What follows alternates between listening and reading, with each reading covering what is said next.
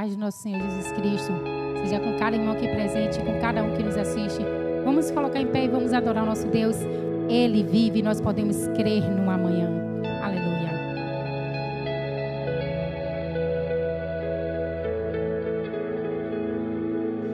Deus enviou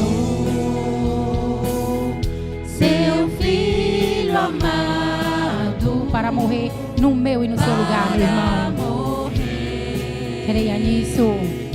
Em meu lugar, na cruz sofreu por meus pecados, mas ressurgiu e vivo com o Pai está, porque Ele vive, posso crer no amanhã, porque Ele vive. Temor não há, temor não há, mas eu bem sei, eu sei que a minha vida está nas mãos do meu Jesus, que vivo está. E quando enfim chegar a hora em que a morte enfrentarei, sem medo então nós teremos vitória. Terei vitória, verei a glória, o meu Jesus que vivo está, porque Ele vive, posso crer no amanhã, porque Ele vive, temor não há, mas eu bem sei, eu sei que a minha vida está nas mãos do meu Jesus, que vive está, porque Ele vive, porque Ele vive, posso crer no amanhã, porque Ele vive, temor não há, mas eu bem sei, eu sei que a minha vida está nas mãos do meu Jesus, que vivo está, está nas mãos do meu Jesus, que vivo está. Nossas vidas estão na mão do Pai, está nas mãos do meu Jesus, que vivo está. Aleluia. Maravilha essa música. Nós estamos nas mãos de Jesus, que vivo está, que venceu a morte. Aqui é, mais uma vez, a Igreja Batista Pérola dos Mares, esse estudo bíblico, nessa quinta-feira, nós anoitecendo com a palavra, e vamos, mais uma vez, abrir a Bíblia e extrair do ensino bíblico, texto bíblico e ensinamento para nossas vidas, nossa caminhada. E hoje vamos nos deparar com alguns alertas que Jesus faz aos seus seguidores, aos seus discípulos mais próximos que estão lá com ele. Daqui a pouco nós vamos ler o texto, nós vamos chegar a essa conclusão. Mas, primeiro eu quero dizer o seguinte, se você já está inscrito em nosso canal, então, muito obrigado porque você já se inscreveu. Caso não, se inscreva e compartilhe com outras pessoas, com sua rede particular de contatos, para que outros também possam fazer o mesmo e continuar essa linha de transmissão para muitos aí que talvez de outra forma não ouçam a mensagem do Evangelho. Nós temos assim condições de chegar mais longe, aqueles que normalmente não entrariam ou não chegariam à nossa igreja por causa da distância, locomoção e tudo mais, mas que podem estar conosco virtualmente. Então, vamos fazer a nossa parte, vamos primeiro nos inscrever, se ainda não estamos inscritos, depois, então, compartilhar com outros. Somos a Igreja Batista Pérola dos Mares, situada na rua Castro Alves, número 228, no bairro de Paripe, na cidade de Salvador, Bahia. Você que não é daqui, não mora aqui, mas se um dia vier à Bahia, quiser nos dar o prazer da sua presença, será muito bem-vindo nas nossas programações. Aos domingos à tarde, às 16 horas, a Escola Bíblica Dominical, e às 18 horas, a nossa celebração. Seja, portanto, muito bem-vindo. Vamos a Deus, buscando a Deus em oração neste momento, para que esse momento seguinte nós sejamos guiados, como temos sido guiados até aqui, também pelo Espírito Santo de Deus em nossas vidas. Vamos orar? Senhor, nosso Deus, muito obrigado por esse momento que nos concedes. Obrigado por essa oportunidade de abrirmos a Tua palavra e extrairmos da mesma ensinamentos para nosso viver aqui neste mundo. E que os alertas que Jesus fez aos seus discípulos naquela ocasião certamente servem para nós nos dias de hoje. Que possamos estar atentos àquilo que Jesus falou, que são palavras que não foram só para aquele momento, mas palavras que têm a sua vigência e durabilidade também nos dias de hoje, quando nós estamos aqui neste mundo. Ajuda-nos a entender e, sobretudo, a colocar em prática o que aprendemos. Oramos agradecidos em nome de Jesus. Amém. Vamos aos demais da mesa que estão aí conosco, Emerson e Fernando. Creio que são os que estão por enquanto. Temos Marcos também, muito bem-vindo, Marcos. Então, cada qual vai dar a sua palhinha aí de saudação e depois nós seguimos. Graça e paz a todos, um excelente estudo para nós, que Deus possa nos abençoar e nos dar uma palavra abençoada nesta noite. Marcos, seja bem-vindo. Ok, obrigado.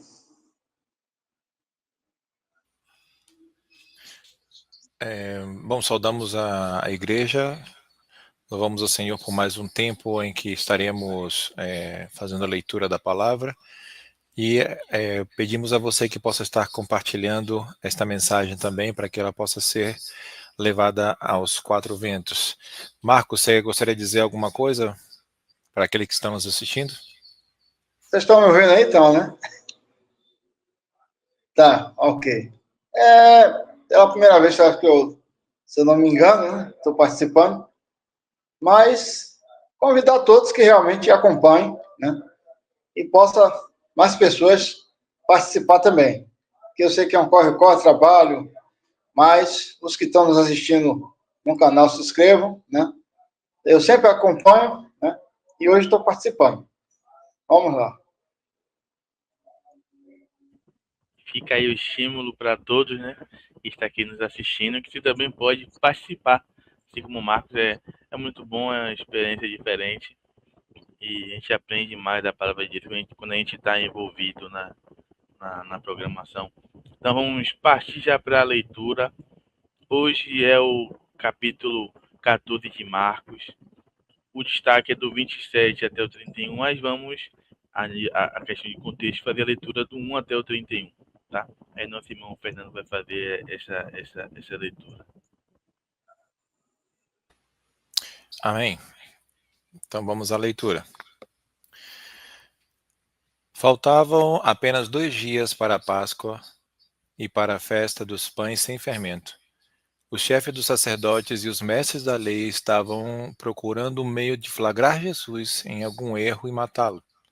Mas diziam, não durante a festa, para que não haja tumulto entre o povo. Estando Jesus em Betânia, reclinado à mesa na casa de um homem conhecido como Simão, o leproso, aproximou-se dele certa mulher com um frasco de alabastro contendo um perfume muito caro, feito de nardo puro. Ela quebrou o frasco e derramou o perfume sobre a cabeça de Jesus. Alguns dos presentes começaram a dizer uns aos outros, indignados: por que este desperdício de perfume? Ele poderia ser vendido por 300 denários e o dinheiro dado aos pobres. E a repreendiam severamente. Deixem-na em paz, diz Jesus, porque estão perturbando? Ela praticou uma boa ação para comigo, pois os pobres vocês sempre terão consigo e poderão ajudá-los sempre que o desejarem. Mas a mim vocês nem sempre terão. Ela fez o que pôde. Derramou o perfume em meu corpo antecipadamente, preparando-o para o sepultamento. Eu lhes asseguro que onde quer que o evangelho for anunciado em todo o mundo, também o que ela fez será contado em sua memória. Então Judas Iscariotes, um dos 12, dirigiu-se aos chefes dos sacerdotes a fim de lhe entregar Jesus. A proposta muitos alegrou e lhe prometeram dinheiro. Assim, ele procurava uma oportunidade para entregá-lo. No primeiro dia da festa dos pães sem fermento, quando se costumava sacrificar o cordeiro pascual, os discípulos de Jesus lhe perguntaram: onde queres que vamos e te preparemos a refeição da Páscoa? Então ele enviou 2 de seus discípulos, dizendo-lhes: entrem na cidade, e um homem carregado um pote de água virá ao encontro de vocês.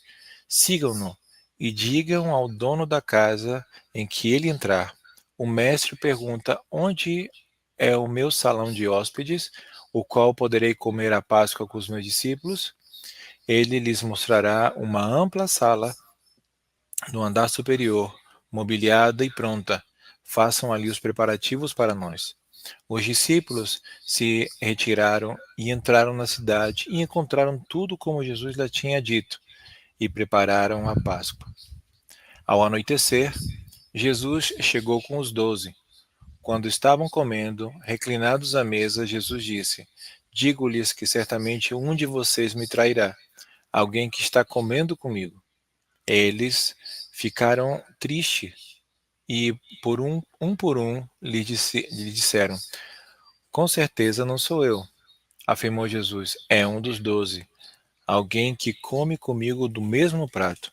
O Filho do Homem vai, como está escrito a seu respeito, mas ai daquele que trai o Filho do Homem, melhor lhe seria não haver nascido. Enquanto comiam, Jesus tomou o pão, deu graças, partiu-o e deu aos seus discípulos, dizendo: tomem, isto é meu corpo. Em seguida tomou o cálice, deu graças, ofereceu-os aos seus discípulos e todos beberam. E lhes disse: isto é o meu sangue da aliança que é derramado em favor de muitos. Eu lhes afirmo que não beberei outra vez do fruto da videira até aquele dia em que beberei o vinho novo no reino de Deus. Depois de terem cantado um hino, saíram para o Monte das Oliveiras. Disse-lhe Jesus: vocês todos me abandonarão, pois está escrito: ferirei o pastor e as ovelhas serão dispersas. Mas, depois de ressuscitar, irei adiante de vocês para a Galileia. Pedro declarou: ainda que todos te abandonem, eu não te abandonarei. Respondeu Jesus: assegure-lhe que ainda hoje, esta noite, antes que 2 vezes cante o galo, 3 vezes você me negará.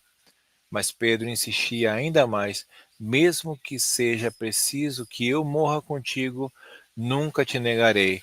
E todos que disseram, e todos os outros disseram o mesmo. O estudo bíblico, então, com o pastor Arno Ribner.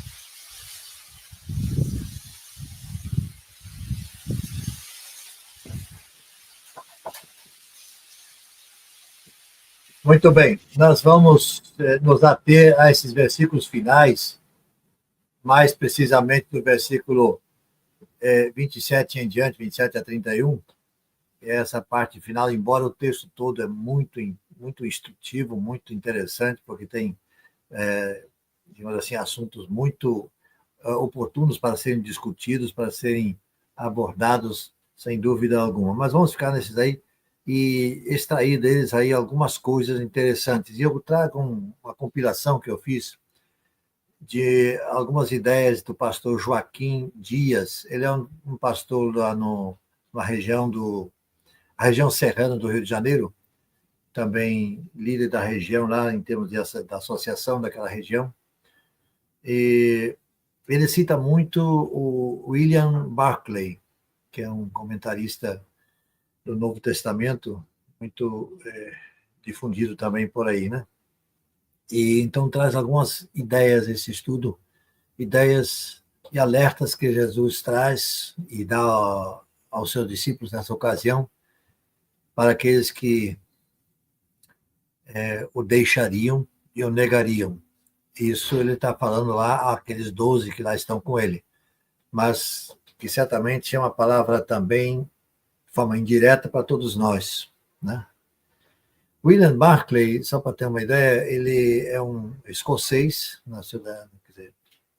foi um pastor na Escócia e um dos grandes comentaristas que escreveu muita coisa. Eu tenho aqui uma coleção do Novo Testamento de Barclay, são 15 volumes, onde ele faz um comentário de todo o livro, todo o Novo Testamento, né? Está aí à disposição para quem quiser, pode fazer consulta. Só que tem um detalhe, precisa saber o alemão, tem que poder ler o alemão, senão não vai conseguir. Essa coleção, no caso, é em língua alemã.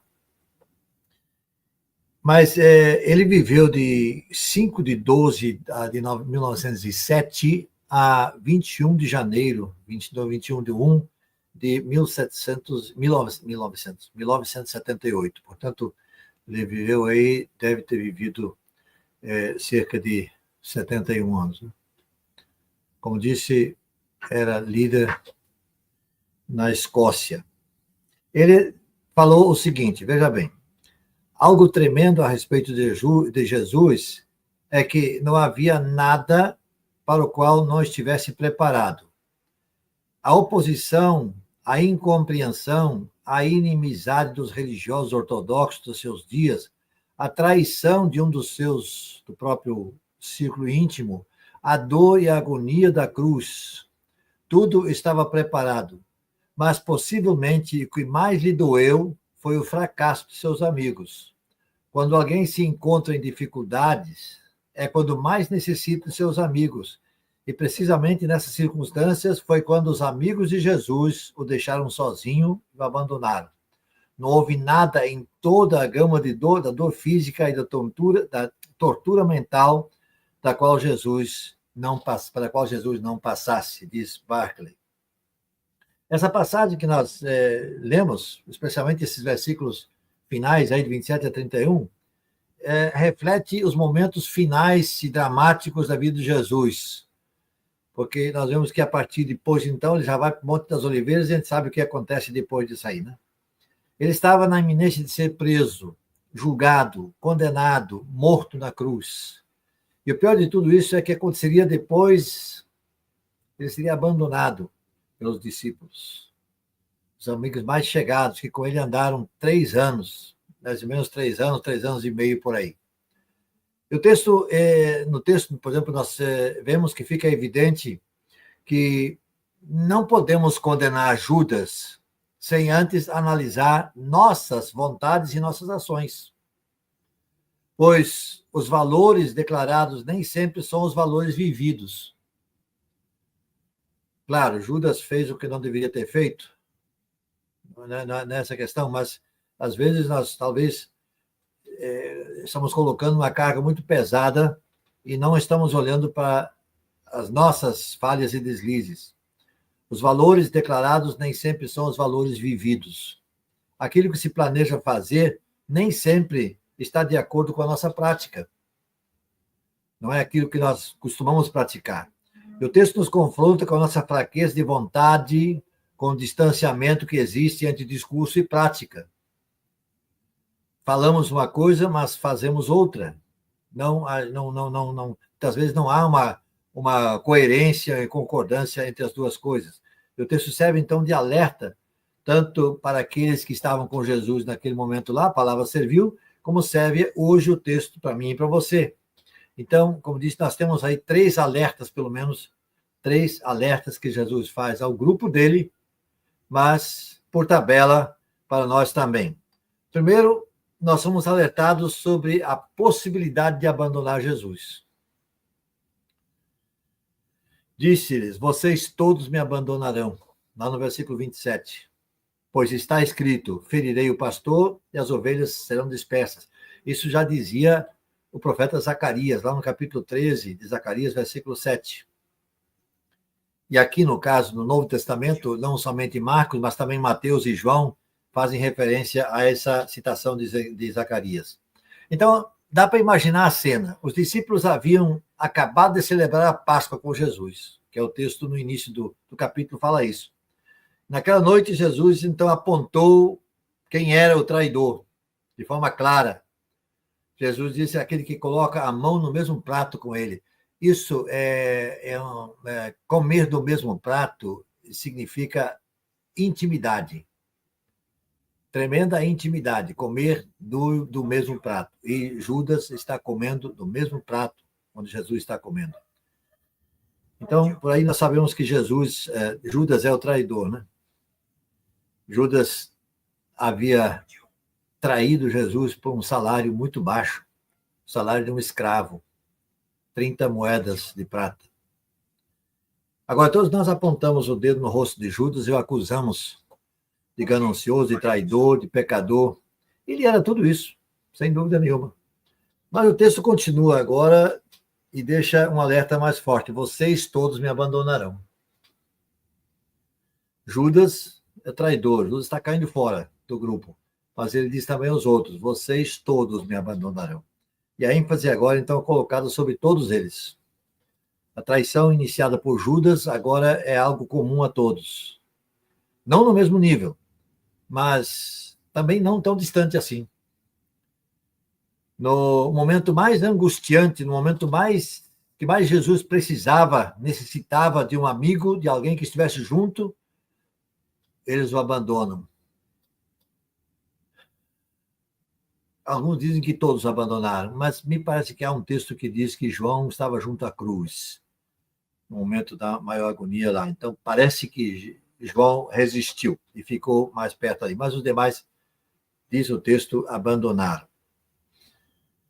Lá em Zacarias 13, versículo 7, nós vemos assim, levante-se, ó espada contra o meu pastor, contra o meu companheiro, declara o Senhor dos Exércitos, fira o pastor e as ovelhas se dispersarão, e voltarei minha mão para os pequeninos. Lá profetizava já Zacarias bem antes disso. Em algumas das versões dizem que todos se escandalizaram nele. Aí Barclay vai dizer, há uma lição no termo vos escandalizareis, que Jesus usou. O verbo grego scandalizain vem da palavra scandalon, ou escandaletron, que significa o sebo de uma armadilha, a varinha para o qual era traída a ave ou animal, que soltava a armadilha quando a vítima pisava nessa varinha. De modo que a palavra scandalizain deve significar caçar com armadilha ou fazer alguém cair por meio de alguma trapaça ou engano. É o comentário de Barclay a respeito dessa situação. Todos caíram nessa armadilha de abandonarem, de negarem Jesus. E o alerta deve servir para nós hoje. A Bíblia tem muitos alertas como esse, para que evitemos abandonar nossa fé, nosso Deus, nossa igreja. Dê uma boa olhada nas atitudes e perceba se há algum comportamento, alguma ação que demonstre certo grau de abandono de sua parte para com Cristo, para com o corpo de Cristo, que é a igreja. Veja se você está vivendo um distanciamento entre o seu discurso e a sua prática. Cuidado para não cair na armadilha que Jesus está mostrando aqui. Mas há um outro texto, há um outro alerta, melhor dizendo, nesse texto. Somos alertados que há esperança para os que amam Jesus. Maravilha, né?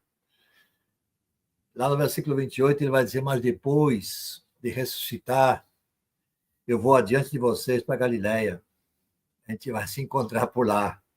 Depois de demonstrar que ele é Deus, prevendo o futuro próximo e até meio o estabelecendo, Jesus afirma que depois da ressurreição, ele irá adiante deles para a Galiléia. Vale destacar aqui que Jesus já sabia que morreria. Ele só não falou da morte com clareza. Porque se ele fala em ressurreição, é lógico que para haver ressurreição tem que haver morte antes. Senão não haveria ressurreição.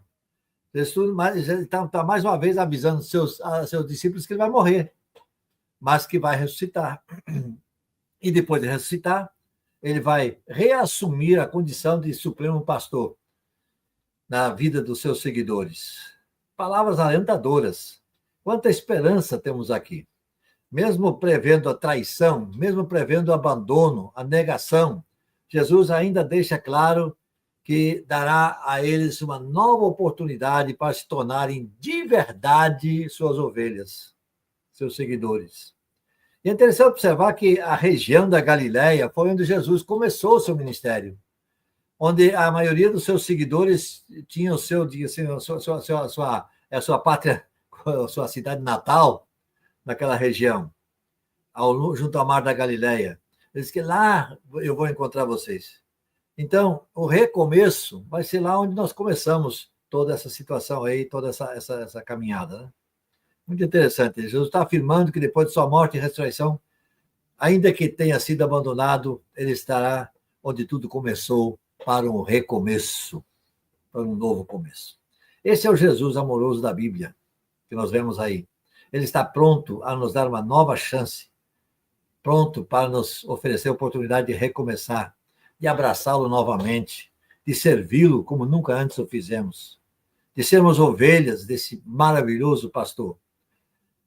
Ainda que eles o abandonassem, Jesus não os abandonaria. E não os abandonou. Essa promessa era de que lhes dava esperança, e nela está incluída o amor, o perdão que Jesus dá a eles e a oportunidade de começar de novo. Há uma aplicação válida para todos nós aqui.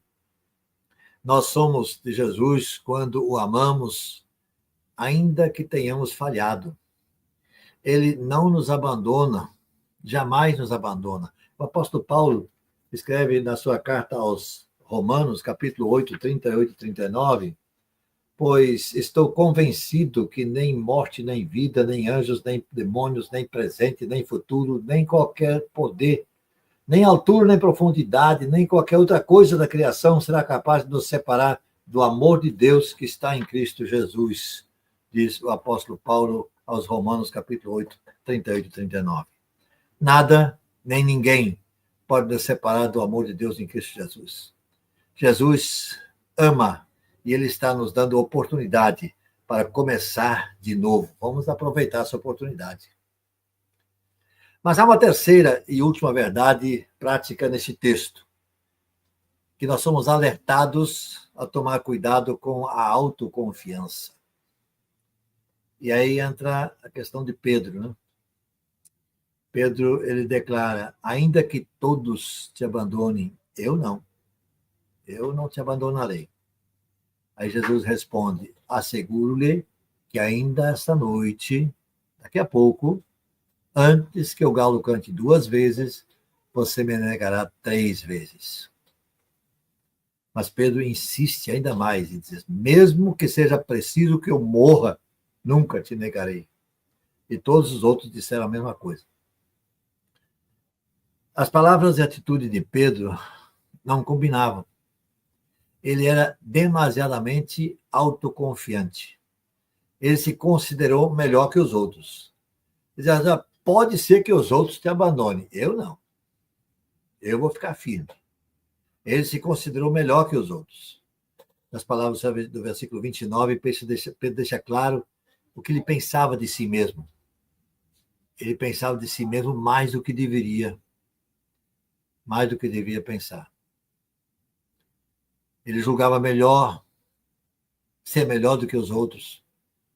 Mas Pedro ainda não conhecia o que Paulo escreveu mais adiante, também na carta aos Romanos, agora no capítulo 12, versículo 3, por isso, pela graça que me foi dado, digo a todos vocês, ninguém tenha de si mesmo um conceito mais elevado do que deve ter, mas, ao contrário, tenha um conceito equilibrado de acordo com a medida da fé que Deus lhe concedeu.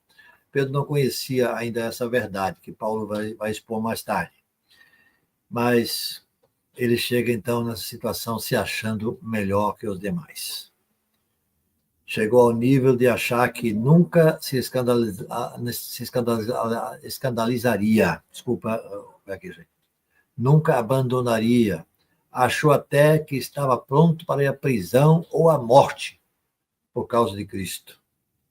Mas Jesus revela a Pedro que, dali a mais um pouco, sua fraqueza seria demonstrada. Suas promessas seriam quebradas.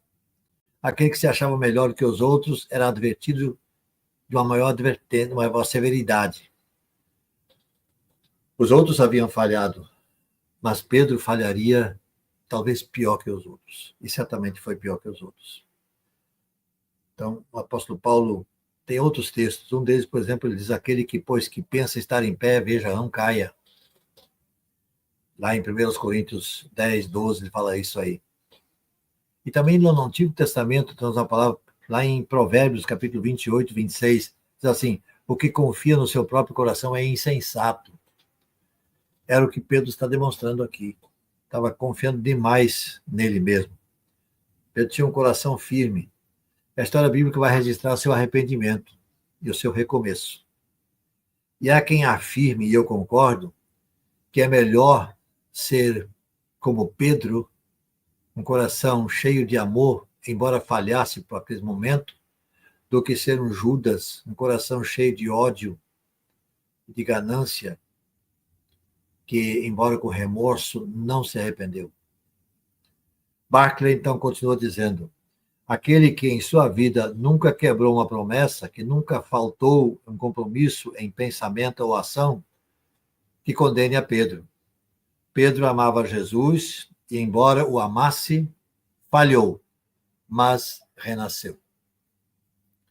A aplicação disso para nós é que nós podemos nos considerar melhores que os outros. Claro que não. É um erro nosso, se assim o fizermos. Os outros da igreja são não inferiores a nós. Nós não somos superiores a eles. Não podemos nos apegar a uma função achando que somente nós temos condições de desenvolver aquele trabalho e que não há outro que possa nos substituir. Não podemos pensar que somente nós somos os melhores crentes, os mais fortes, mais dignos, mais comprometidos que os demais. E, nesse sentido, já disse Edward Schweitzer, aquele que se sente seguro e se considera diferente dos demais, cairá ainda mais profundamente. Foi o que aconteceu com Pedro. É um exemplo para nós nesse sentido. Concluo aqui dizendo o seguinte, os alertas de Jesus trazem esperança para aqueles que o abandonaram e o negam ou negaram diante dos homens.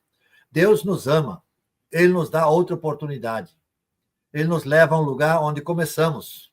Jesus levou os seus discípulos para Galileia, onde tudo começou, para um recomeço. Alguém já disse que há certas coisas que não podemos fazer, consertar fazendo remendos. Há coisas que precisam ser totalmente derrubadas para então construir de novo, recomeçar. E se assim é conosco, se abandonamos Jesus em algum momento, se o negamos em alguma situação da vida, se nos considerarmos melhores que os demais irmãos da igreja, nós pecamos. Mas hoje é a oportunidade de arrependimento, de recomeço. Há esperança para nós. E esse texto de Marcos capítulo 14, de 27 a 31, nos dá essa esperança. Jesus diz tudo o que vai acontecer, inclusive apontando para o recomeço lá na Galileia, depois que ele ressuscitasse dos mortos. Então, vamos aproveitar os alertas de Jesus, pois ainda há esperança para nós também. Que Deus abençoe.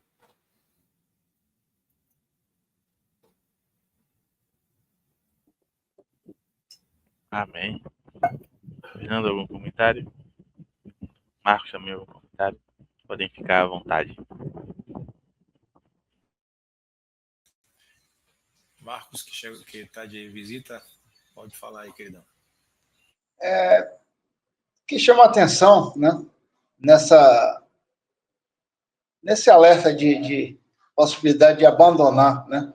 Eu estava aqui pensando, né, que nos dias atuais, né, quantos têm abandonado, né? E a gente ainda não tem vivido o período talvez mais difícil, né? Quando chegar após arrebatamento, chegar os tempos finais realmente, onde muitos terão que negar ou morrer, a gente está longe disso ainda, mas nos dias de hoje, o que chamou a atenção, assim, que chega eu fazendo uma reflexão aqui, enquanto o pastor falava, era justamente isso, nesse período de carnaval agora. Quantos milhões de pessoas, né, abandonou Jesus e estava lá pulando? Não agora, já há tempo, né? Ou seja, uma pesquisa certa feita dizer que para cada uma igreja tinha 2 desviadas, né? Então, imagine que quantas pessoas já abandonaram, né, Jesus, e ainda não chegou o pior momento, onde talvez bote uma faca no pescoço ou uma arma na cabeça de negar ou morrer, né?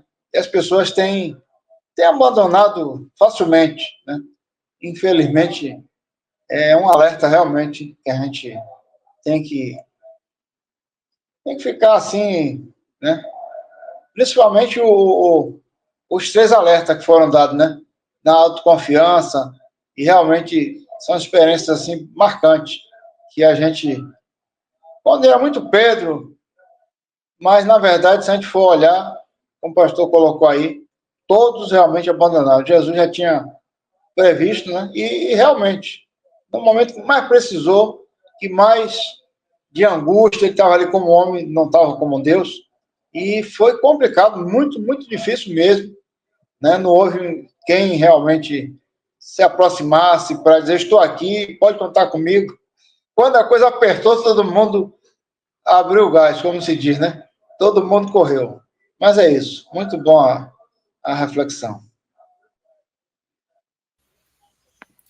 Muito bom, Marcos. Bom, dentro dos meus comentários é interessante vermos essa parte da vida de Jesus, pelo fato que é o momento final, né, da sua caminhada na Terra e o que ele precisava ensinar também. Vemos que com todo cuidado Jesus escolheu seus discípulos. E o interessante é que na escolha dos discípulos, nenhum era perfeito, nenhum era bom, todos eram falhos. Existia um ladrão, existia um cobrador de impostos, existiam pescadores, existiam pessoas que você poderia encontrar inclusive na sua comunidade, na sua igreja.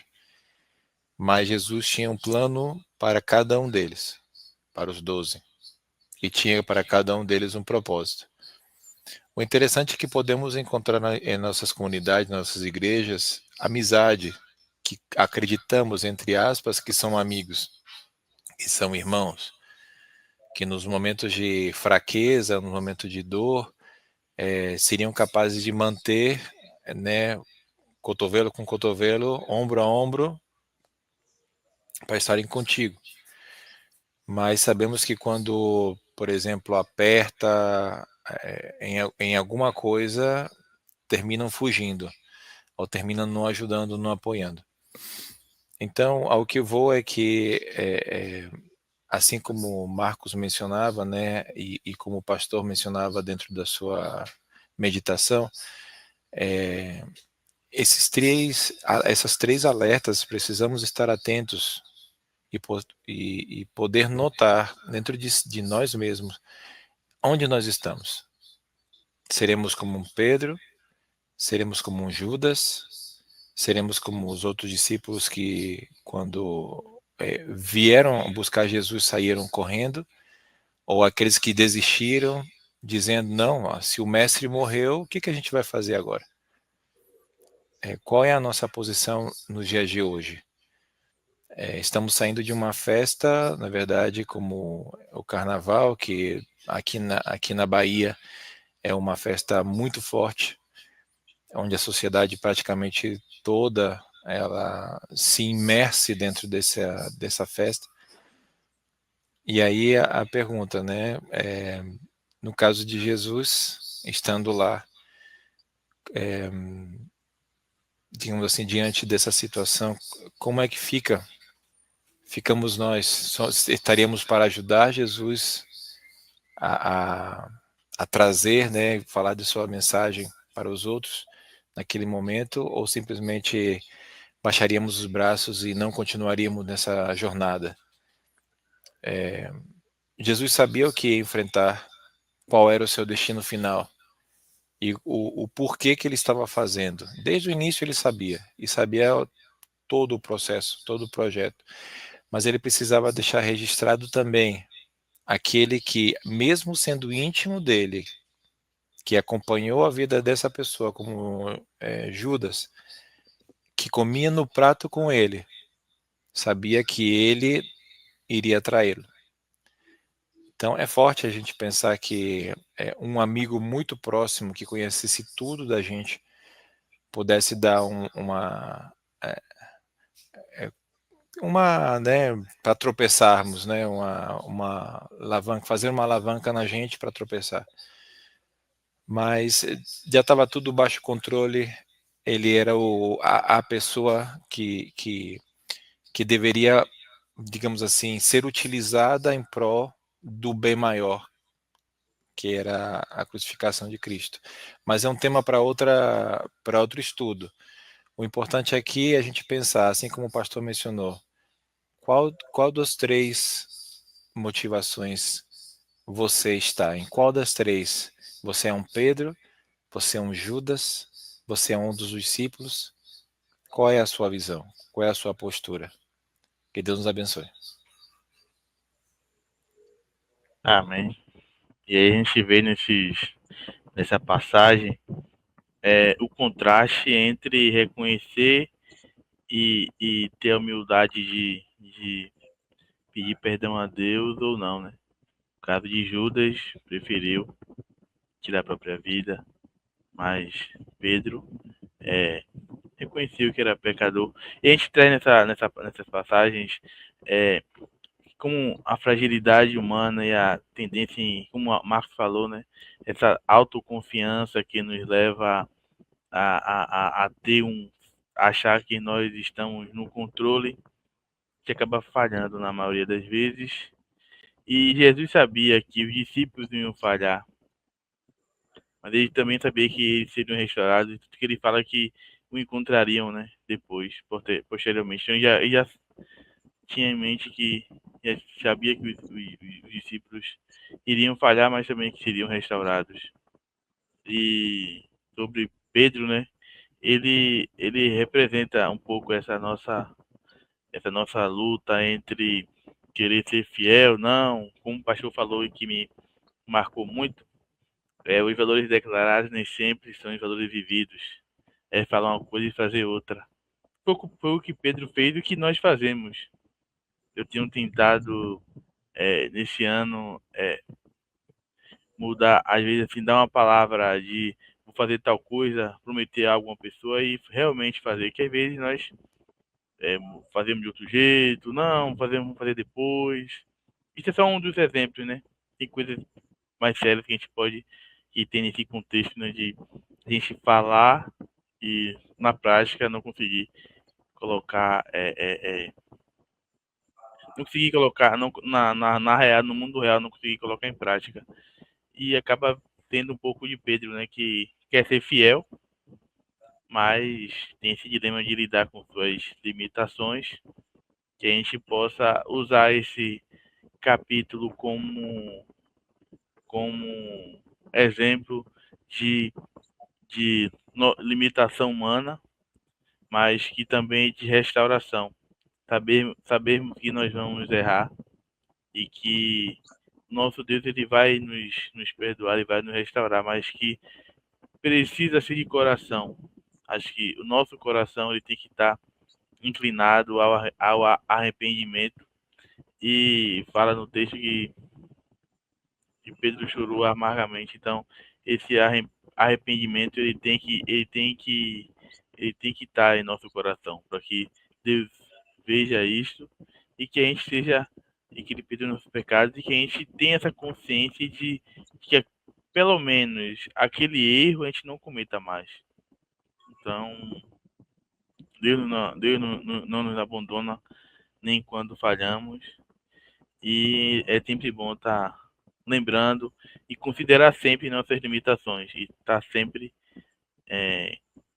sempre disposto a se humilhar e a reconhecer o seu erro e a pedir perdão a Deus, que nós vamos estar sempre errando. Esse foi o meu destaque. Mais algum destaque sobre o capítulo de hoje? Enquanto está descobrindo se tem mais destaque, eu gostaria de só comentar a sua palavra muito, muito oportuna que você falou, sobre essa questão. Duas coisas que eu quero destacar. Uma é de ser cumpridor daquilo que a gente promete ser, né? A gente vê tanta gente aí que não tem compromisso com Deus, não tem compromisso com a igreja, mas que não falha quanto à sua palavra. Deu a palavra, vai cumprir. E nem sempre nós, como cristãos, temos feito isso. Então, essa é uma coisa que tem que levar em conta. Você falou muito bem aí, tomara que Deus te dê, e a todos nós, melhor também dizendo, condições de sermos realmente coerentes com aquilo que nós falamos, agindo da mesma forma, né? E outra coisa, essa questão, Jesus está ali, mais uma vez, sendo as duas coisas. Ele está na forma humana, mas ao mesmo tempo sabendo tudo o que vai acontecer. Quando ele diz a Pedro, você não sabe nada, rapaz, você está por fora. Daqui a pouco você vai me negar. Fala até a negação 3 vezes antes que o galo cante 2. Ou seja, você tinha consciência de tudo que estaria por acontecer, né? E o Pedro acha que não, Pedro está... Não, eu estou dominando a situação, eu me conheço, né? Eu me garanto, né? E importante isso aí, a gente saber que a gente não sabe coisa alguma, Deus é que sabe todas as coisas a nosso respeito. Temos que confiar. Confiar em entregar os nossos caminhos ao Senhor e confiar nele, e estar sempre disposto a reconhecer os nossos erros e estar sempre melhorando, amadurecendo. E, claro, só vai ter esse amadurecimento e essa melhora se nós nos aprofundar na palavra, se nós nos estar em oração sempre, estar em comunhão com Deus, para que a gente consiga enxergar tanto esse nosso erro, quanto ter essa predisposição ao arrependimento e estar sempre em amadurecimento.